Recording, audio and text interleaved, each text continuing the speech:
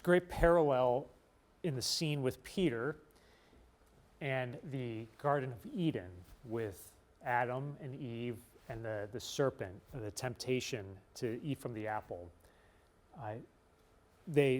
Adam and Eve, of course, listen. They are Satan. They listen to the enemy in that scene, and they're separated from God.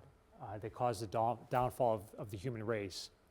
Now, Christ has come to restore the human race, to repair what Adam and Eve have done, and it's like the serpent now is trying again to prevent this from happening. And so he's working through St. Peter, who unbeknowingly is the mouthpiece for the enemy. No such thing shall ever happen to you. And so Jesus says, get behind me, Satan. It's what Adam and Eve were unable to say in the garden. It's the second time Jesus said this, second time the enemy has gone after Jesus. The first time in Jesus' ministry was, of course, right at the very beginning, the temptation in the desert. After Jesus has been baptized, he goes into the desert for 40 days to pray, fast, and the enemy comes after him and gives him the 3 temptations. And the same phrase that Jesus says at the final third temptation, he says to Peter, get away from me, Satan.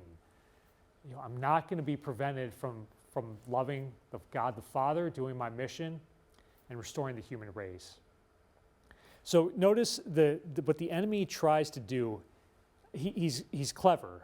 In Genesis, we hear the serpent is the most cunning of all the animals. He doesn't say, necessarily like come and worship the devil. The sin isn't that obvious. It's more subtle, and it's kind of tricking your knowledge. You think it's good. Remember what Eve says when she sees the garden, the tree that's forbidden. It's delightful to the eyes, and she's going to gain knowledge, the tree of knowledge of good and evil, which isn't necessarily a bad thing. And so what the enemy will propose to us to do is little things that in the long run separate us from God. Okay, so for example, you're angry with someone, you're hurting, whatever it might be. Instead of taking your pain to God in prayer and asking for the grace of forgiveness, for instance, you hold on to that anger, that grudge, that resentment. Maybe you make a little sharp comment here or there, you do something. That's the enemy's proposal to you, and what you're doing is, again, you're being separate from God. Or again, you're lonely, you're yearning for something. The responsorial psalm talks about, my soul is thirsting for God, like a dry, weary land without water.